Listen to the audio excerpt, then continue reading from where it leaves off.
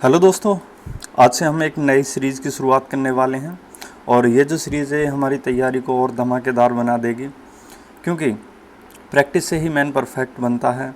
और पहले मैं आपको ये बता दूं कि ये जो सीरीज़ है वो सामान्य विज्ञान, जो जनरल साइंस के क्वेश्चन आते हैं उनकी इसमें प्रैक्टिस कराई जाएगी। और इसमें सभी लेवल के क्वेश्चन होंगे, जो नॉर्मल लेवल के क्वेश्चन है वो भी होंगे और जो थोड़े टफ लेवल के क्वेश्चन है वो भी होंगे, ताकि आपको अपनी तैयारी का स्टैंडर्ड साथ के साथ पता चल सके। अगर आपने तैयारी कर ली है पहले से ही जनरल साइंस की, तो आप इस सीरीज़ के माध्यम से जो अपनी तैयारी है उसका एक लेवल चेक कर सकते हैं। और यदि आपने अभी तैयारी नहीं की है, साथ के साथ कर रहे हैं, तो आप इसे एज ए प्रैक्टिस के रूप में उसके साथ साथ कर सकते हैं।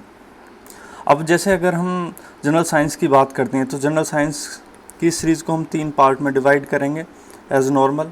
जैसे भौतिक विज्ञान, इसमें फिजिक्स के क्वेश्चन। दूसरी रसायन, इससे बहुत कम क्वेश्चन आते हैं रसायन विज्ञान से, लेकिन फिर भी हम इसके जो कुछ इम्पोर्टेंट टॉपिक या चैप्टर हैं उनकी प्रिपरेशन करेंगे। और लास्ट में जीव विज्ञान, जो कि मेरे हिसाब से सबसे महत्वपूर्ण है। इससे ही ज़्यादा से ज़्यादा क्वेश्चन आजकल पूछे जाते हैं। इसके साथ ही हम इसमें एक चीज़ और ऐड करेंगे, वो है कंप्यूटर साइंस। कंप्यूटर साइंस के भी आजकल क्वेश्चन एग्ज़ाम में बहुत ज़्यादा पूछे जाते हैं। तो ओवरऑल हम 4 पार्ट में इस सीरीज़ को डिवाइड करके इसको तैयार करेंगे। तो सबसे पहले भौतिक विज्ञान, तो हम भौतिक विज्ञान यानी कि फ़िज़िक्स से ही ये शुरुआत करने वाले हैं। अगर फिज़िक्स में बात करें तो नॉर्मली इसमें जो 8 चैप्टर के अंतर्गत ये सारी फिज़िक्स कंप्लीट हो जाएगी। जैसे पहला चैप्टर है यांत्रिकी, तो आज हम इस यांत्रिकी से ही शुरू करेंगे। और इसमें टोटल अराउंड 100 से ज़्यादा ही क्वेश्चन है, 100 to 150 क्वेश्चन। तो सपोज़ करो जैसे 8 चैप्टर हैं और 100 ही क्वेश्चन मान लो, तो टोटल 800 क्वेश्चन आपके इसमें MCQ टाइप के प्रिपेयर हो जाएंगे। और ये बहुत ही अच्छे लेवल के क्वेश्चन है। और वैसे भी इन क्वेश्चंस का जो रेफरेंस लिया गया है वो लूसेंट बुक से लिया गया है। तो चलो टाइम को खर्च ना करते हुए शुरुआत करते हैं। तो सबसे पहला क्वेश्चन आपके सामने स्क्रीन पर आ चुका है। क्वेश्चन नंबर 1 है कि कार्य का मात्रक है। चार ऑप्शन ए जूल है, ऑप्शन बी न्यूटन है, ऑप्शन सी वाट है, ऑप्शन सी डाइन है। तो हमें इनमें से कार्य का मात्रक फाइंड आउट करना है, यानी कि वर्क का। तो आप बताएंगे इसमें क्या है। तो जैसे हम देखेंगे इसमें तो सबसे पहले ही दे रखा है, जो जूल है वो कार्य का मात्रक है, और जबकि न्यूटन वो बल का मात्रक है, और जबकि वाट वो विद्युत शक्ति का मात्रक है। और अगर डाइन की बात करें तो ये भी एक बल का मात्रक है। इसके बाद नेक्स्ट क्वेश्चन देखें, तो इसका जो सही आंसर हो गया वो तो हो गया ऑप्शन ए जूल। तो कार्य का मात्रक क्या है? जूल। क्वेश्चन नंबर 2 है कि प्रकाश वर्ष मात्रक है। ऑप्शन ए प्रकाश की तीव्रता का, ऑप्शन बी समय का, ऑप्शन सी दूरी का, ऑप्शन डी प्रकाश वेग का। तो जैसे कि हमें प्रकाश वर्ष दिखाई देता है, तो इसमें कंफ्यूज नहीं होना। इस जो प्रकाश वर्ष है इसे लाइट ईयर के नाम से भी जानते हैं। अगर आपने याद हो तो आपने साइंस में पढ़ा होगा एक लाइट ईयर कितना होता है। तो जो प्रकाश वर्ष है वो एक लाइट ईयर है, जो दूरी के नापने के काम आता है। तो ये किसका मात्रक हो गया? दूरी का है, यानी कि डिस्टेंस को हम मेज़र करते हैं। लाइट ईयर एक यूनिट है इसकी। इसके बाद नेक्स्ट क्वेश्चन देखते हैं। क्वेश्चन नंबर 3 क्या है? तो क्वेश्चन नंबर 3 है कि निम्नलिखित में से कौन सी मात्रा, या ये मात्रा लिखिए इसमें, जड़त्व का माप है। वैसे इसका मात्रा का मतलब यहाँ मात्रक है, मतलब कौन सा मात्रक? जड़त्व का मात्रक है। तो ऑप्शन ए वेग, ऑप्शन बी त्वरण, ऑप्शन सी द्रव्यमान, ऑप्शन डी भार। तो इस क्वेश्चन को हम थोड़ा दोबारा पढ़ेंगे। इसमें क्या है कि थोड़ी जो हिंदी में जो लैंग्वेज होती है वो थोड़ी टफ लिखी रहती है। तो निम्नलिखित में से कौन सी मात्रा जड़त्व का माप है? जड़त्व, आपने जड़त्व का नियम पढ़ा होगा कि अगर कोई वस्तु स्थिर अवस्था में है तो वो स्थिर अवस्था में ही बना रहना चाहेगी, और अगर वो कोई गतिमान अवस्था में है तो वो गतिमान अवस्था में ही रहना चाहेगी जब तक कि उस पर कोई बाहरी बल कार्य ना करे। तो इसका क्या है कि इसमें पूछा गया है कि कौन सी चीज़ इसको जड़त्व को माप को प्रभावित करती है। तो इसका जो सही आंसर होगा वो होगा ऑप्शन सी, द्रव्यमान। इसके बाद नेक्स्ट देखते हैं क्वेश्चन नंबर 4। तो क्वेश्चन नंबर 4 में हमको क्या है, सुमेलित करना है। इसमें दो सूचियाँ दी गई हैं, इन दोनों को आपस में मिलाना है। एक तरफ राशियाँ हैं और दूसरी तरफ उनके मात्रक। तो जो सही राशि है उसका सही मात्रक इसमें मिलान करना है। तो जैसे पहला उच्च वेग, तो उच्च वेग का इनमें से जो भी मात्रक है वो आपको सेलेक्ट करना है। उसके बाद बी तरंग दैर्घ्य, सी दाब और ऑप्शन डी ऊर्जा। अगर हमें ये चारों पता है तो वेल एंड गुड, अगर नहीं पता है तो हम इसे कैसे ऑप्शन एलिमिनेट करके भी हम इसको पता कर सकते हैं। जैसे हमें ऊर्जा का पता होगा तो ऊर्जा का क्या है, जूल, दाब का पास्कल। तो सी और डी के 3 और 4 क्रम से हो गए, तो लास्ट में जैसे इसमें 3 और 4 बन रहा है और इसमें भी 3 और 4, तो हमें अब इन दोनों में से फाइंड आउट करना है, किस में से, ए और सी में से। उसके बाद थोड़ा और ऊपर जाते हैं, जैसे तरंग दैर्घ्य, तो उसको एंगस्ट्रॉन्ग में नापते हैं हम, यानी कि मेज़र करते हैं। तो बी का 2 हो गया। तो मतलब ये जो क्रम से वाले हैं, पहले का पहला ये ऑटोमेटिक से ही हो जाएगा, फिर दूसरे का दूसरा, और सॉरी इसमें गलत बता दिया, इसका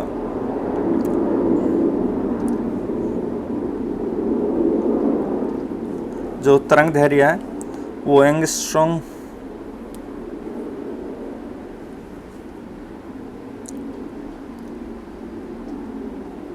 ये ऑप्शन सी जो उच्च वेग है वो मैक में, और जो तरंग दैर्घ्य है वो एंगस्ट्रॉन्ग में, और दाब पास्कल, ऊर्जा जूल। तो इसका ऑप्शन सी सही आंसर हो गया। इसके बाद नेक्स्ट क्वेश्चन देखते हैं, क्वेश्चन नंबर 5 क्या है। तो क्वेश्चन नंबर 5 भी वही है, मैचिंग का ही, इसमें भी मिलान करना है। जो सूची फर्स्ट को सूची सेकंड से मिलाना है, ठीक है। तो सूची 1 जो है उसमें उल्टा, इसमें आपके मात्रक दिए गए हैं और इधर राशियाँ दी गई हैं। तो कौन सा मात्रक किस राशि से संबंधित है वो आपको यहाँ बताना है। जैसे जूल, तो जूल किसका मात्रक है, तो जूल मात्रक है कार्य का। उसके बाद एम्पियर, तो एम्पियर किसका मात्रक है, धारा का। इसके साथ साथ हम यहाँ लिख भी सकते हैं, जैसे जूल का कार्य मतलब 3, एम्पियर का धारा इसका मतलब 1। इसके बाद वाट, तो वाट किसका है, विभवांतर का, तो 4। ऐसे ही वोल्ट, तो वोल्ट सॉरी इसमें जो वाट है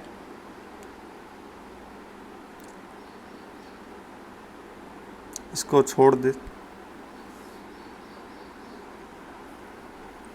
सॉरी थोड़ा इसमें अमेंड करेंगे। तो ये जो वोल्ट है ना, ये वोल्ट हो गया इसका विभवांतर का, और ये जो वाट है ये हो गया सामर्थ्य का। तो इसके 4 की जगह कितना कर देंगे, तीसरे में 2, और जो वोल्ट है वो विभवांतर का, यहाँ 4 आ जाएगा, और जो कैलोरी है वो ऊष्मा का है, तो इसकी जगह 5 आ गए। 3 1 2 4 5, तो 3 1 2 4 5, तो हमारा पहला ऑप्शन सही हो गया। इसके बाद नेक्स्ट क्वेश्चन देखते हैं, क्वेश्चन नंबर 6। तो क्वेश्चन नंबर 6 है कि इसमें भी सेम वही है कि भौतिक राशियाँ हैं, उन्हें इसकी यूनिट से मैच कराना है। तो देखते हैं, तो सबसे पहली जो भौतिक राशि दी है वो है त्वरण। तो त्वरण का जो क्या मात्रक है वो इसमें मैच कराना है। तो त्वरण बराबर क्या होता है, वेग परिवर्तन बटे समय। तो इसका जो मात्रक होगा वो होगा मीटर प्रति सेकंड स्क्वायर। ये कैसे निकालेंगे, तो वेग परिवर्तन बटे समय, तो समय को यहाँ टी लिख सकते हैं। तो वेग का क्या होता है, मीटर प्रति सेकंड, और जबकि नीचे से एक और समय जाएगा तो ऊपर जाएगा, तो इसका प्रति में 2 घात हो जाएंगी, यानी कि इसे ऐसे लिख सकते हैं, मीटर प्रति सेकंड स्क्वायर। तो त्वरण का हो गया ये। उसके बाद बल, तो बल का क्या होता है, न्यूटन। उसके बाद कृत कार्य, तो जो कार्य होता है वो होता है जूल, कार्य का मात्रक जूल। और आवेग की बात करें तो आवेग का न्यूटन प्रति सेकंड। यानी कि इम्पल्स। तो जो इसका सही होगा वो आंसर होगा 4 3 1 2, 4 3 1 2, यानी कि इसका डी ऑप्शन सही होगा। आप इन क्वेश्चंस का जो लेवल है वो इसके साइड में लिखा हुआ देख सकते हैं, यूपी पीसीएस 2005 में है। तो इस टाइम पे जो टॉप मोस्ट क्वेश्चन है वही इसमें शामिल किए गए हैं और सब एप्लीकेशन बेस्ड क्वेश्चन है और इसी टाइप के क्वेश्चन एग्जाम में पूछे जाते हैं। कभी भी जैसे फिजिक्स से न्यूमेरिकल नहीं पूछे जाते हैं। अगर कोई न्यूमेरिकल आ भी जाता है बाई चांस तो वो सीधा सीधा किसी फार्मूला पे एप्लीकेशन बेस्ड ही होगा, जिसे आप डायरेक्ट जो वैल्यू पुट करके सॉल्व कर सकते हैं। इसके बाद नेक्स्ट क्वेश्चन 7 नंबर, तो इसको देखते हैं। तो इसमें क्या निम्नलिखित में से समय का मात्रक नहीं है? ऑप्शन ए अधिवर्ष, ऑप्शन सी प्रकाश वर्ष, ऑप्शन बी चंद्रमाह, ऑप्शन डी इनमें से कोई नहीं। तो मैंने आपको पिछले क्वेश्चन में भी बताया था कि ये जो लाइट ईयर है, क्या लाइट ईयर, इसको LY से भी डिनोट करते हैं। तो ये जो है दूरी का मात्रक है, ये जो बहुत लंबी दूरियां होती हैं उनको मापने के काम आता है। तो इसलिए इसका जो सही आंसर हो गया वो हो गया ऑप्शन सी, जो कि समय का मात्रक नहीं है, बल्कि ये किसका मात्रक है? दूरी का। और बाकी जो शेष हैं वो समय के मात्रक हैं। इसके बाद नेक्स्ट क्वेश्चन देखते हैं, क्वेश्चन नंबर 8 क्या है। तो क्वेश्चन नंबर 8 है कि पारसेक इकाई है, ऑप्शन ए दूरी की, ऑप्शन बी समय की, ऑप्शन सी प्रकाश की चमक की, ऑप्शन डी चुंबकीय बल की। तो जो इसका सही आंसर है वो भी है ऑप्शन ए दूरी की। तो पारसेक भी दूरी मापने की इकाई है। इसके बाद नेक्स्ट क्वेश्चन देखते हैं, क्वेश्चन नंबर 9 क्या है। तो क्वेश्चन नंबर 9 में भी आपको मैचिंग करनी है, मतलब सुमेलित करना है। ये भी यूपी पीसीएस 2001 का क्वेश्चन है, इससे पहला भी यूपी पीसीएस में ही आया हुआ क्वेश्चन है। हालांकि अब ये क्वेश्चन पुराने हो गए, मतलब बहुत टाइम पहले यूपीसीएस में आए थे। तो अब इस टाइप के क्वेश्चन एसएससी या यूपी पुलिस इस टाइप के जो भी एग्ज़ाम है उनमें आने की इनकी बहुत ज़्यादा संभावना रहती है और आते भी हैं। तो जो पहला ऑप्शन है वो है डेसिबल। तो इसमें पूछा कि जो सुमेलित नहीं है वो आपको फाइंड आउट करना है। इसमें जो 3 है वो पहले से ऑलरेडी सही करेक्ट मैच है, जबकि एक है जो मैच नहीं है। तो क्या है? जो डेसिबल वो ध्वनि की प्रबलता है, तीव्रता की इकाई है, तो सही है। ऑप्शन बी अश्वशक्ति, मतलब ये शक्ति की इकाई है, तो ये भी सही है। समुद्री मील, तो ये नौ संचालन में दूरी की इकाई है, तो समुद्री मील हाँ दूरी नापने के काम आती है समुद्र में, ये भी सही है। और ऑप्शन डी सेल्सियस, तो सेल्सियस क्या ऊष्मा की इकाई है, तो ये गलत है। तो ये ऊष्मा की नहीं है, किसकी है? तापमान की है। ये टेम्परेचर मेजरमेंट में सेल्सियस काम आती है। तो इसका सही आंसर हो गया ऑप्शन डी।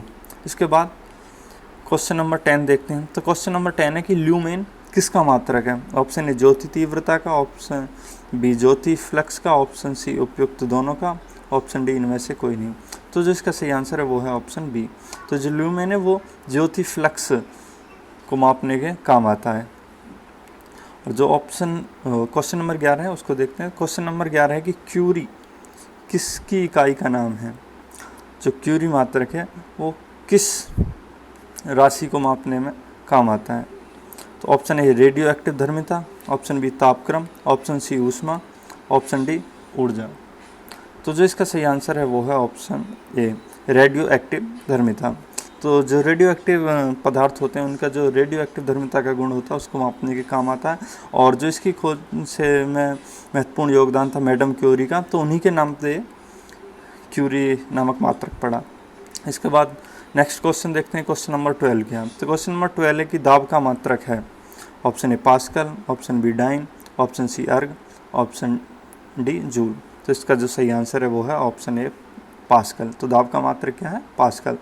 तो दाब बराबर क्या होता है? P बराबर F/A, यानी कि बल बटे क्षेत्रफल।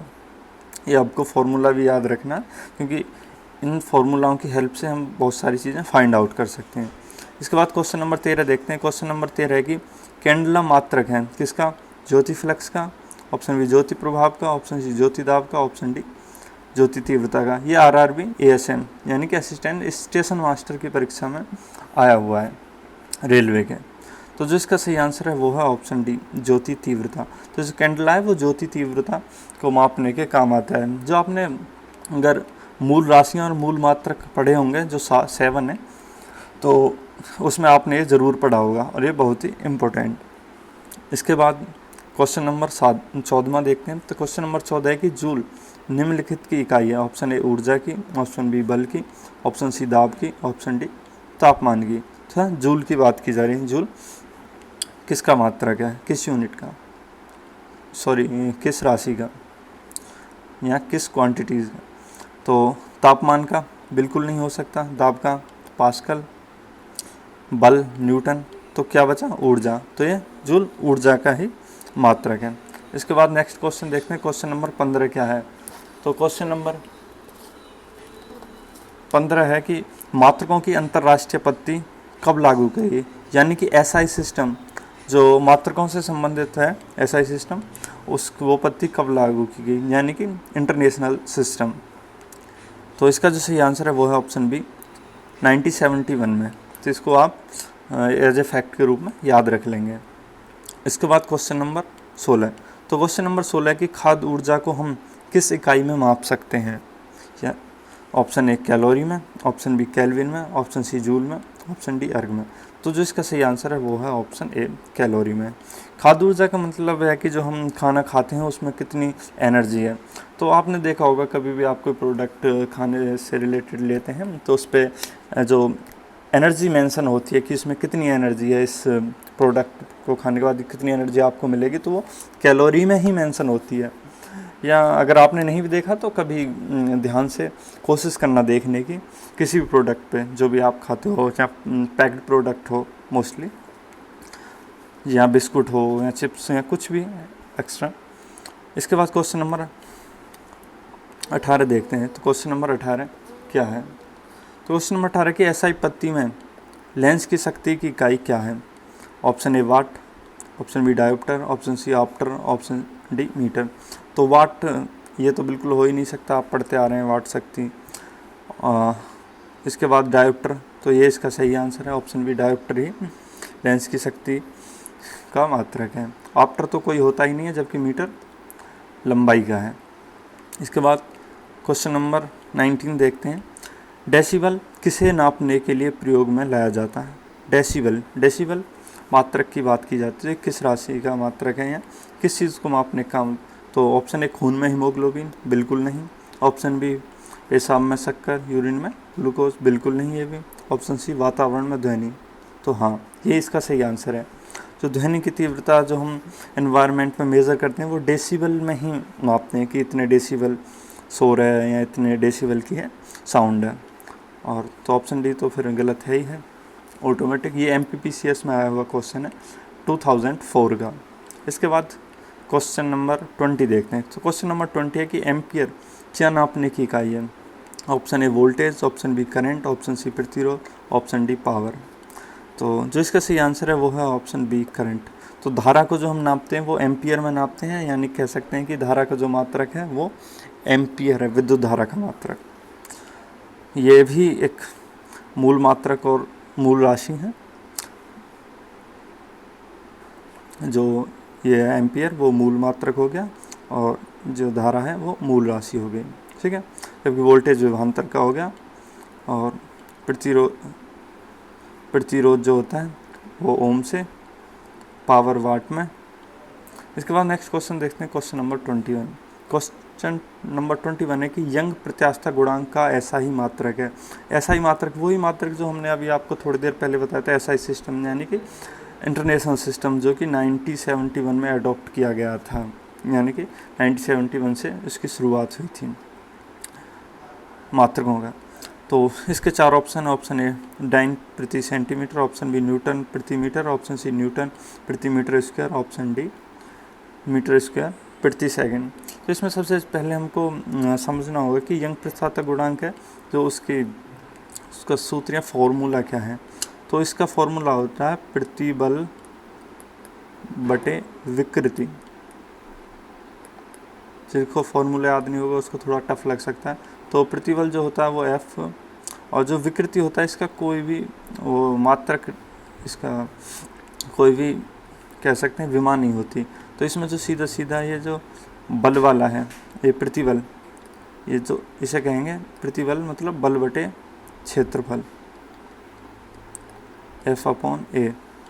तो F न्यूटन हो जाएगा और जो क्षेत्रफल एरिया वो मीटर पर स्क्वायर हो गया। तो इसका जो सही आंसर हो गया वो हो गया ऑप्शन सी, न्यूटन प्रति मीटर स्क्वायर।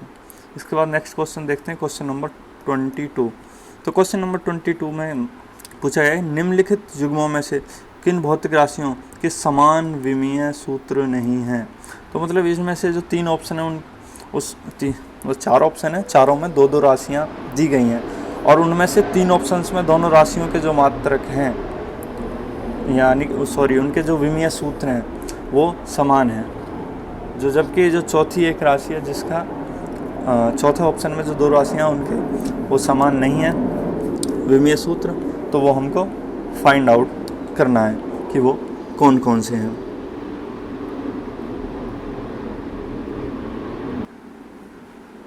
तो जो इसका सही आंसर होगा, पहले इसके 4 ऑप्शन समझ लेते हैं। ऑप्शन ए बल एवं दाब, ऑप्शन बी कार्य एवं ऊर्जा, ऑप्शन सी आवेग एवं संवेग, ऑप्शन डी भार एवं। तो जो इसका सही आंसर है वो है ऑप्शन ए बल एवं दाब। तो इनको या तो आप याद कर सकते हो युग्म में, मतलब जो जिन जिन राशियों के एक समान विमीय सूत्र हैं ऐसे, या फिर इसका दूसरा ऑप्शन यही है कि आप इनके विमीय सूत्र निकाल के तब इनको सही ऑप्शन को सिलेक्ट करो। अब जैसे बल है तो बल का जो मात्रक है जो विमीय सूत्र है वो और जो दाब का विमीय सूत्र वो ऐसे मैच नहीं कर सकते क्योंकि दाब बराबर क्या होता है बल बटे क्षेत्रफल। तो बल के बराबर हो गया, जबकि जो क्षेत्रफल का जो अलग से विमीय आएगा वो और एक्स्ट्रा हो जाएगा। तो इसलिए दोनों अलग अलग हैं इन दोनों का, और बाकी जो 3 है उनका सेम है। तो इसका सही आंसर ऑप्शन ए हो गया। इसके बाद क्वेश्चन नंबर 23 देखते हैं। तो क्वेश्चन नंबर 23 की एक खगोलीय इकाई संबंधित है यानी कि एस्ट्रोनॉट यूनिट, इसे AU के नाम से भी मतलब शॉर्ट फॉर्म में लिख देते हैं। तो ऑप्शन ए सूर्य एवं पृथ्वी के बीच की दूरी से, ऑप्शन बी चंद्रमा एवं पृथ्वी के बीच की दूरी से, ऑप्शन सी सूर्य एवं चंद्रमा के बीच की दूरी से, और ऑप्शन डी उपयुक्त में से कोई नहीं। तो जो इसका सही आंसर है वो है ऑप्शन सी, उसका सही आंसर है ऑप्शन ए सूर्य एवं पृथ्वी के। तो सूर्य और पृथ्वी के जो बीच की दूरी है उससे रिलेटेड होता है ये खगोलीय इकाई यानी कि एस्ट्रोनॉट यूनिट, और ये दूरी का ही मात्रक है। आपसे ऐसे भी पूछा जा सकता है कि ये किस का मात्रक है, दूरी का या समय का, तो आपका जो सही आंसर होगा वो होगा दूरी का।